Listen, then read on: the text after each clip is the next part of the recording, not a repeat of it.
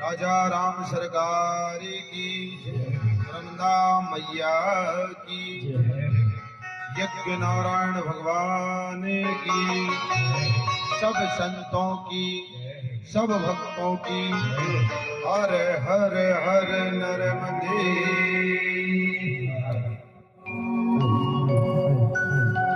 सच्चिदानंद रूपाय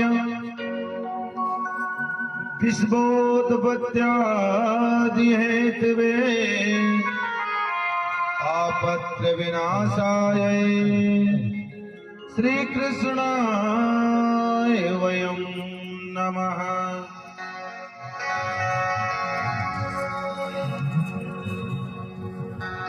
सच्चित और आनंद का जो रूप है वही हमारे करुणा मृणालय भक्तवत्सलालय भगवान,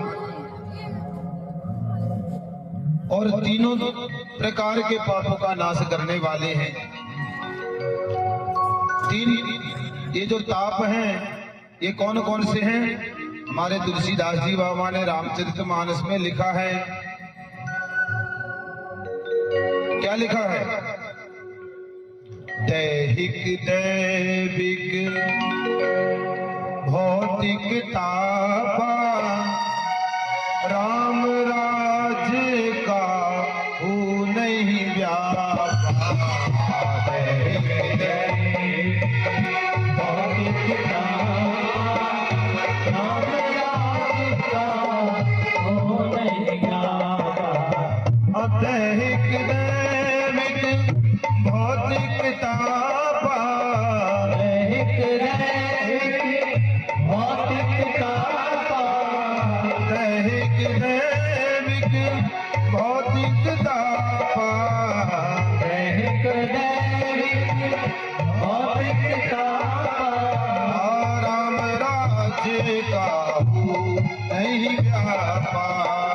राम राज्य का हो नहीं व्यापा, राम राज्य का हो नहीं व्यापा, राम राज्य का हो नहीं व्यापा। बोलिए राजा राम सरकार की। दैहिक दैविक और भौतिक तीन प्रकार की ताप हैं। एक होता है दैहिक ताप जो हमारे देह में यानी शरीर में होता है। जैसे हमको बुखार हो गया, जुकाम हो गया और भी अन्य कई प्रकार की बीमारियां हैं, उन्हें हम कहते हैं दैहिक ताप। जो देह में हो, जो शरीर में हो, उसे कहते हैं दैहिक ताप। और जो दैविक ताप वह देवताओं द्वारा आपको और हमको दिया जाता है।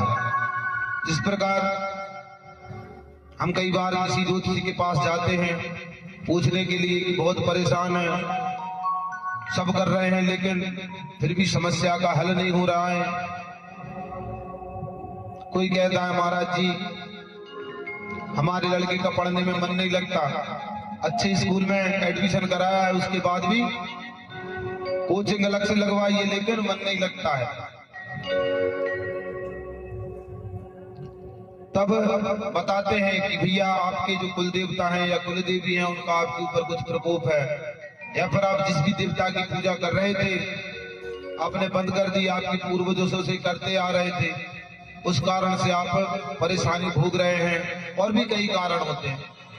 कहने का मतलब ये है जो देवताओं द्वारा दिया जाता है उसे कहते हैं दैविक ताप। तो दो प्रकार के ताप आप लोग समझ गए ना। अब तीसरा जो ताप है वह है भौतिक ताप। और ये भौतिक ताप जो है ये माया का ताप है, आप और हम सबको लगा है। भौतिक ताप क्या है? अभी हमारे पास मोटरसाइकिल है, सोच रहे हैं कल को कार हो जाए। जिनके पास 5 एकड़ खेती है वो सोच रहे हैं हमारे पास 10 हो जाए। अभी हमारे पास 1 घर है 2 हो जाए। मतलब ये भौतिक ताप ये है कि व्यक्ति की जो इच्छा है वही भौतिक ताप है। और व्यक्ति की इच्छा, इंसान की इच्छा कभी खत्म नहीं होती है। और जिस दिन आपने ये सोच लिया जो प्राप्त है वही पर्याप्त है, उस दिन आप सुखी हो जाओगे। जब आवे संतोष धन सब धन धूरी समान। संतोष धन सबसे बड़ा धन। लेकिन इन तीनों तापों का यदि कोई नाश करता है तो वो कौन करता है? कौन करता है? भगवान की कथा। भगवान की कथा ही ऐसी है जो तीनों तापों का नाश कर सकती है। रामायण, रामायण का अर्थ क्या है? राम धन अयण। राम धन अयण। अयण का मतलब होता है यात्रा। राम की यात्रा, राम की यात्रा ही रामायण है। और रामचरित मानस, रामचरित मानस का अर्थ क्या हुआ? हे मानस, तू राम जी के हुए इस चरित्र को पढ़, सुन और उस पर चल। रामचरित मानस। भगवान रामचंद्र जी ने जो अपने जीवन काल में किया है वह हर मनुष्य को करना चाहिए। और भगवान कृष्ण ने जो अपने जीवन काल में कहा है वह हर मनुष्य को करना चाहिए। भगवान श्री कृष्ण ने जो किया है उसको करने मत लग जाना। उन्होंने जो कहा है वो हमको करना है, और भगवान राम ने जो किया है वह हमको करना है। क्योंकि राम कृष्ण दो एक हैं, राम कृष्ण दो एक हैं, अंतर नहीं निमेष, इनके नयन गंभीर हैं और इनके चपल विशेष। कुछ अंतर नहीं है, थोड़ा सा समझने का अंतर है। रामायण को सबसे पहले हनुमान जी महाराज ने एक शिला पर लिखा। किसने लिखा है रामायण को सबसे पहले? हनुमान जी ने, शिला पर, जो हनुमान नाटक के नाम से प्रसिद्ध हुई। लेकिन सबसे ज्यादा प्रसिद्धि मिली वाल्मीकि जी की रामायण। हमारे जो आदि कवि हैं, विश्व के प्रथम महाकवि जो हुए हैं वो हैं आदि कवि वाल्मीकि। आप लोग तो जानते हो ना वाल्मीकि जी कौन थे, जिन्होंने रामायण लिखी है ना। उसी वाल्मीकि जी की रामायण को हमारे तुलसीदास जी बाबा ने हिंदी में लिखा, सरल भाषा में लिखा, ताकि जन जन तक इसका प्रचार हो सके, प्रसार हो सके। यदि संस्कृत में रामायण होती तो आज हम और आप सभी लोग उसको नहीं पढ़ पाते। जो विद्वान व्यक्ति है वो ही पढ़ पाता। इसी कारण से जब तुलसीदास जी बाबा रामायण लिख रहे थे, संस्कृत में लिखते, सुबह लिखते, रात को रख देते, सुबह आकर देखते तो जितना भी उन्होंने लिखा हुआ होता था वह सब मिट जाता था। तब उनको स्वप्न में आकर के भगवान शंकर जी ने कहा कि इसको सरल भाषा में हिंदी में आप लिखो, ताकि एक बिना पढ़ा लिखा व्यक्ति, कुछ नहीं जानेगा, कुछ भी ना है उसको तो मानस की चौपाई अवश्य आती है ना, मंगल भवन या मंगलहारी मंत्र ना भी आए लेकिन मानस की है चौपाई तो आएगी उसकी। तब जाकर के हमारे तुलसीदास जी बाबा ने इस रामायण को हिंदी में लिखा और आज हम और आप उसका अनुसरण कर रहे हैं, कर पा रहे हैं। अरे तुलसी ने अमृत की धारा बहाई, जब से रामायण गाई। तुलसी ने अमृत की धारा, तुलसी ने अमृत की धारा है बहाई, जब से रामायण गाई। तुलसी ने अमृत की धारा बहाई, तुलसी ने अमृत की धारा बहाई, जब से रामायण गाई। तुलसी ने अमृत की धारा बहाई, जब से रामायण गाई। क्या लिखा है? छंद सोरठा है चौपाई, संतन की है पुरजन छाई। छंद सोरठा है चौपाई, जनन की है पुरजन छाई। और सारे हिंदू के माथे पे बिंदु लगाई, जब से रामायण गाई।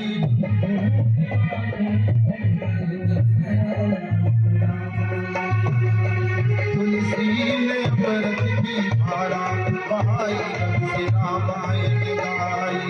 तुलसी ने अमृत की धारा बहाई, जब से रामायण गाई।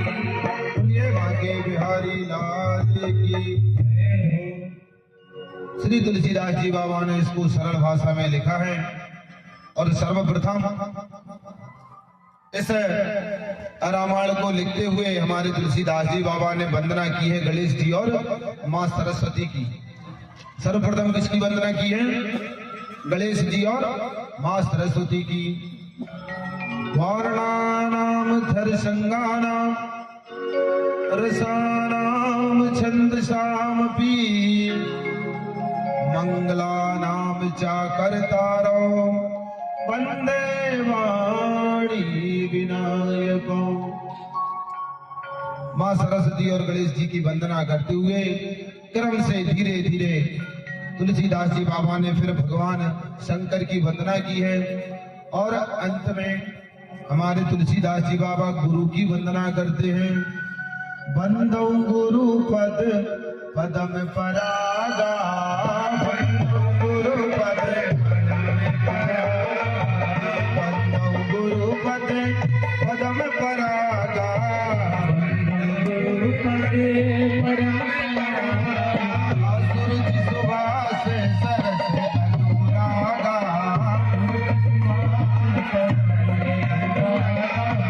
सूरज सुभाष सरस अनुरागा।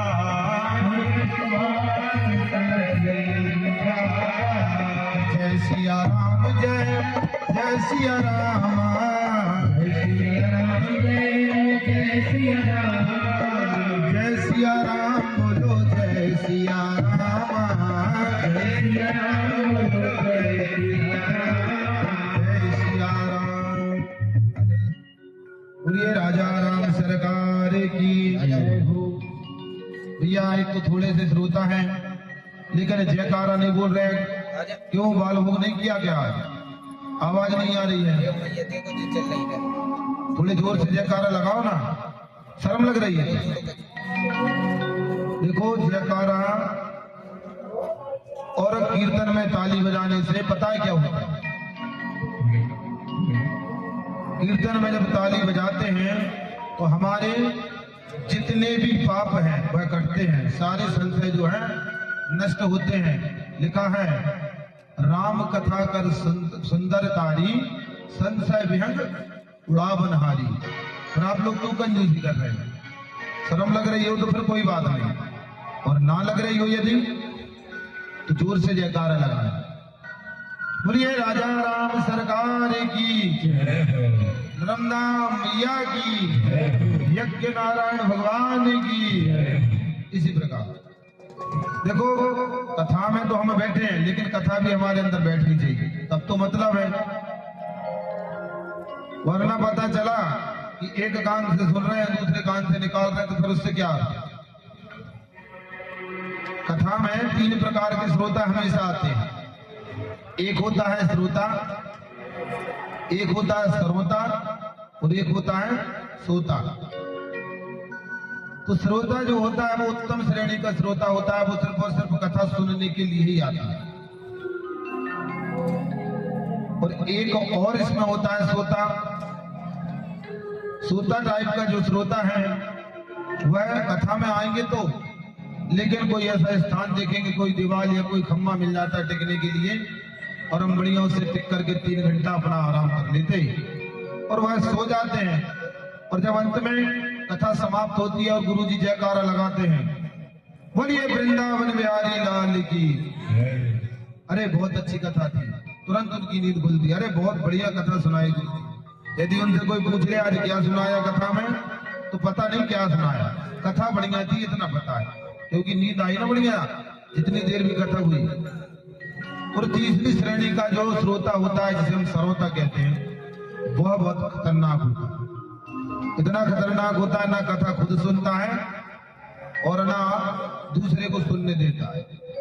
कथा में आ तो जाएगा, आने के बाद यही सोचेगा अरे दीदी जी ने अच्छी व्यवस्था की है, टेंट तो बढ़िया लगा है, लेकिन ये साउंड थोड़ा डिस्टर्ब करता है, बार बार बंद हो जाता है। पंडित जी बहुत देर से कथा कर रहे हैं, अभी तक इन्होंने कोई चितकोला नहीं सुनाया, अभी तक इन्होंने कोई भजन नहीं गाया। उसका जब तक कथा चलेगी तब तक उसका मुंह बिल्कुल चक्री के जैसा चलता ही रहेगा, ना वो खुद कथा सुनेगा और ना दूसरे को कथा सुनने देगा। देखो उत्तम श्रोता और मध्यम श्रोता में यही अंतर है। एक मूर्ति बनाने वाला था, उसने 2 मूर्ति बनाई पीतल की, 500 ग्राम की। दोनों ही मूर्तियों की कटकाती, साइज, वेट, कलर सब सेम थे, कोई अंतर नहीं। एक मूर्ति की कीमत उसने रखी 100 रुपए और दूसरी मूर्ति की कीमत उसने रखी 10,000 रुपए। तब सब लोग आकर के देखते, भैया एक मूर्ति और इस मूर्ति में कोई अंतर है? एक की कीमत 100 और एक की कीमत 10,000 क्यों है? अरे बोले नहीं, अंतर तो ऐसा विशेष कुछ नहीं है। बोले इसका वजन ज्यादा है। नहीं, वजन तो ठीक है, तो फिर इसमें इतना भैया रेट का अंतर क्यों है कि एक 100 रुपए की है और एक 10,000 रुपए की है?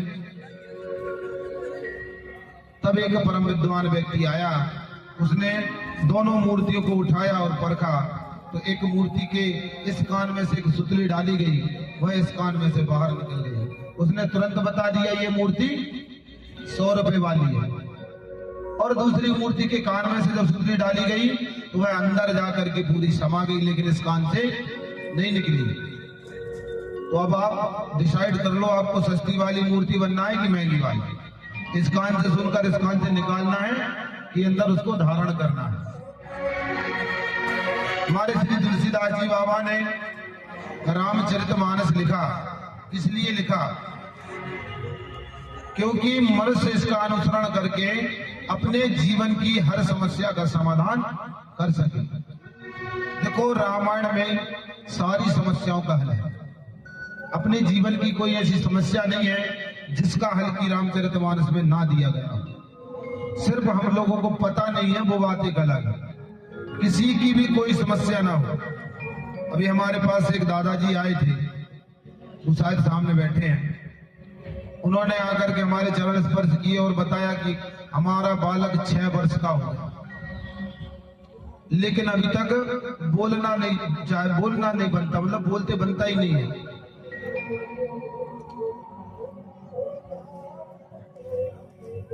सुनता तो है लेकिन बोलता नहीं है। अरे तो सब विधि रामायण में दी है, हर समस्या का समाधान रामायण में दिया है। लिखा है सकल भांत मन कामना। देखो ये विश्वास की बात है, यदि विश्वास है तो हर कार्य हो सकता है। अरे हमारे तुलसीदास जी बाबा ने तो रामायण में आता है कि लड़की का लड़का बना दिया था ना। अब जो बुजुर्ग है वो जानते हैं, बना दिया था ना। तो फिर बोलना और सुनना तो बहुत छोटी बात है, लेकिन भरोसा होना चाहिए।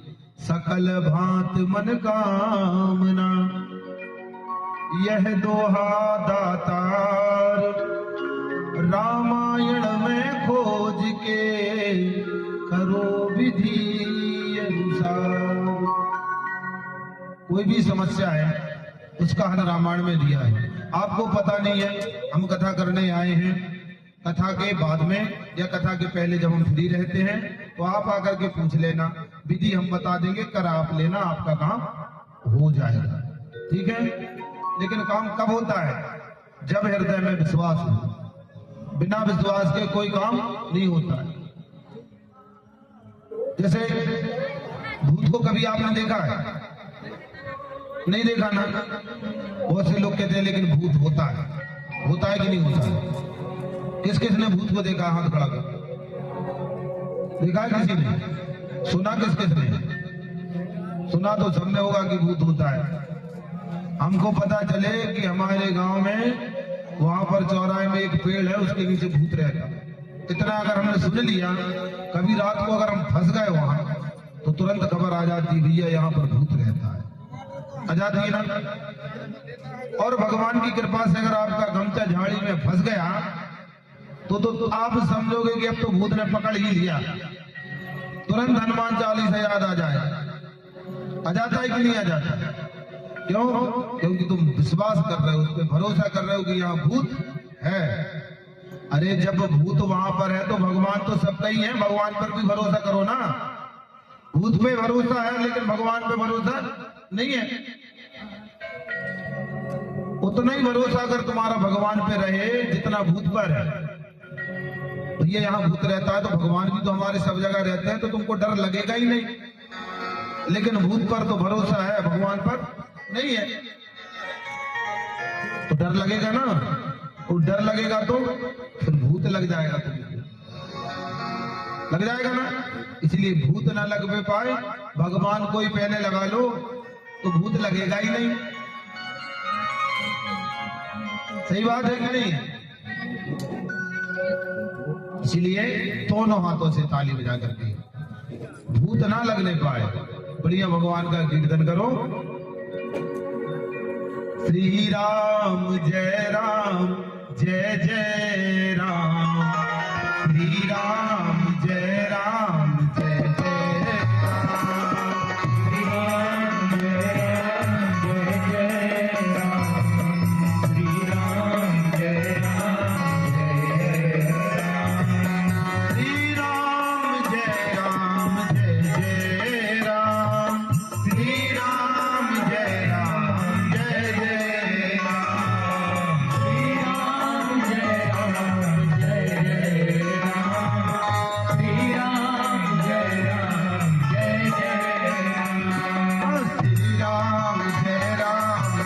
जय राम, श्री राम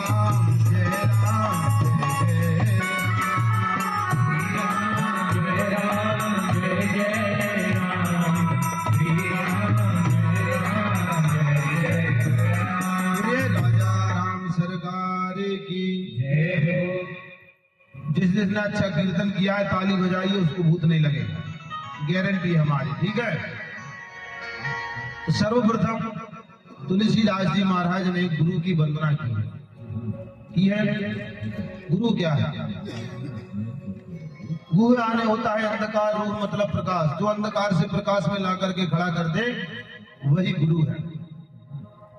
वही क्या है? गुरु। कबीरदास जी ने तो बड़ा अच्छा कहा है, गुरु गोविंद दो खड़े काके लागू पाए, और बलिहारी गुरु आपकी गोविंद दियो बता। गुरु वो होता है जिसके हाथों में हम अपने जीवन की डोर को सौंप देते हैं। क्या कर देते हैं? सौंप देते हैं। इसीलिए हमारे बुजुर्ग कहा करते थे, पानी पियो छान के और गुरु करो जान के। क्योंकि आजकल ऐसे गुरु किसी को पसंद नहीं आते हैं। इस प्रकार के जोर पर कुछ रोक टोक लगाएं, अगर ये गुरु कहें कि सुबह उठो अपने माता पिता के चरणों का स्पर्श करो, अपनों से बड़ों का आदर करो, मांस मदिरा का सेवन ना करो, प्रातः काल जल्दी उठो, ऐसे गुरु नहीं आते हैं पसंद। आजकल कैसे गुरु पसंद आते हैं जो किसी भी प्रकार से कोई रोक टोक ना लगाए। भैया हमारे गुरु जी तो बहुत अच्छे हैं, बोलते हैं नहा के खाना हो तो खाओ, बिना नहाए खाना तो ऐसे ही खा लो, पूजा करनी हो तो करो, नहीं करनी हो तो मत करो, भगवान नहीं बोलते कि करो। ऐसे गुरु बहुत ज्यादा पसंद आते हैं। देखिए वेद के विरुद्ध यदि कोई कार्य कर रहा है तो वो कभी ना तो संत हो सकता है और ना ही कभी वह गुरु बनने योग्य हो सकता है। और वेद की मर्यादा में रहकर जो कार्य कर रहा है वही सच्चा गुरु है। गुरु अपने जीवन का मूल आधार है। गुरु जिसका प्रबल रहता है वह इस संसार के समस्त सुख ऐसो आराम को भोगता है। और जो राह चलते को गुरु बना लेते हैं ना, आजकल तो गुरु ऐसे होगा गलियन गुरु फेरे, हमसे दीक्षा ले और स्वर्ग जाओ चाहे नरक में धोती रुपया दो। ऐसे गुरु आजकल बहुत ज्यादा रास्ते रास्ते घूम रहे हैं। ऐसे गुरु बनाने से कोई मतलब नहीं है। गुरु यदि बना रहे हो तो पहले जान लो कि यह गुरु बनने योग्य है कि नहीं है। अरे हम अपनी बेटी का जब विवाह करते हैं तो सब कुछ देखते हैं, कुल खानदान कैसा है, घर में खेती बाड़ी कारोबार क्या चल रहा है, आगे चल के हमारी बेटी को कोई तकलीफ तो नहीं होगी, देखते कि नहीं देखते हैं, तब जाकर के अपन अपनी बेटी का विवाह उस घर में करते हैं। इसी प्रकार जिंदगी की पूरी डोर जिस गुरु को आप सौंप रहे हो वो गुरु कैसा है उसका निरीक्षण करना भी तो जरूरी है कि नहीं है। वरना ऐसे गुरु से अगर आप मिल भी लोगे तो फिर चेला का भी कैसा सिद्धांत हो जाता है। चेला भी बोलता है भलो भव गुरु मर गौ, चेलन पड़ गई चैन और हर साल आ जात तो धोती रुपया ले। चेला भी सोचता अच्छा हुआ गुरु जी चल बसे, अपना भी हर साल का खर्चा बच गया। लो भी गुरु लालची चेला, दो ही नरक में ठेला ठेला। कोई मतलब है ऐसे गुरु से? कुछ मतलब नहीं है। इसलिए गुरु हमेशा प्रबल होना चाहिए। गुरु कैसा होना चाहिए? प्रबल। यदि आप भटक भी जाओ, गलत रास्ते पे चले भी जाओ, तो गुरु का यह कर्तव्य है कि अपने शिष्य को सही रास्ता दिखाए। क्योंकि गुरु ही एक ऐसी व्यवस्था बनाई है भगवान ने इस दुनिया में जिसके जरिए से आप भगवान को पा सकते हो। क्योंकि बिन गुरु भव निधि तरे ना कोई, चाहे दृष्टि शंकर सम हुई। बिना गुरु के तो भगवान बोलते हैं हमारा तरना भी मुश्किल है, तो हम और आप कैसे तरेंगे? आइए उन्हीं अपने अपने गुरु को याद करके थोड़ा सा उनका स्मरण करते हैं, उसके बाद कथा को आगे बढ़ाएंगे। ठीक है?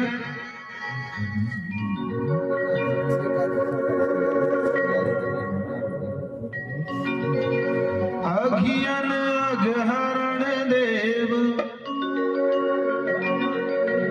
अघियन अघहरण देव, सद्गुरु सुखकारी। अघियन अघहरण देव, सद्गुरु सुखकारी। अघियन अघहरण देव, सद्गुरु सुखकारी। अघियन अघहरण देव, सद्गुरु सुखकारी। अघियन अघहरण देव, भारत हरि प्रभु दयाल, भारत हरि प्रभु दयाल। दीन बंधु प्रणत पाल, दीन बंधु प्रणत पाल। भारत हरि प्रभु दयाल,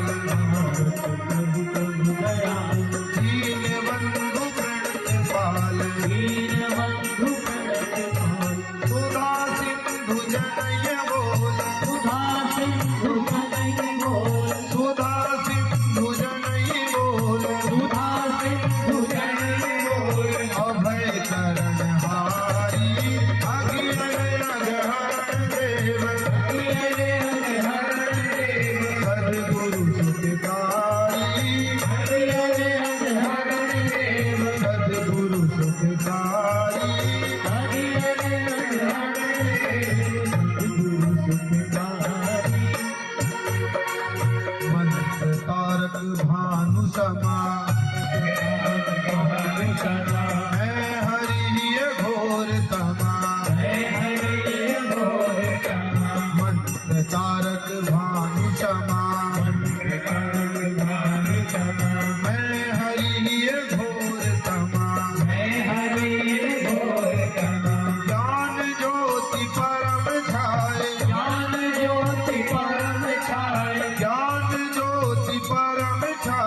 ज्ञान ज्योति परम छाए, सन्निहित रतकारी, अघियन अघहरण देव,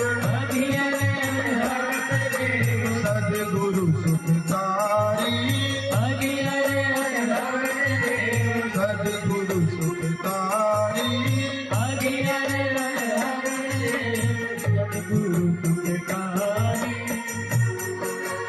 राम में रमाय नित्य, विलय होय चारु चित, राम में रमाय नित्य, विलय होय चारु चित, स्वामी सेवक स्वभाव, स्वामी सेवक स्वभाव, पंचरस प्रभारी, अघियन अघहरण देव, सद्गुरु सुखकारी, सद्गुरु सुखकारी,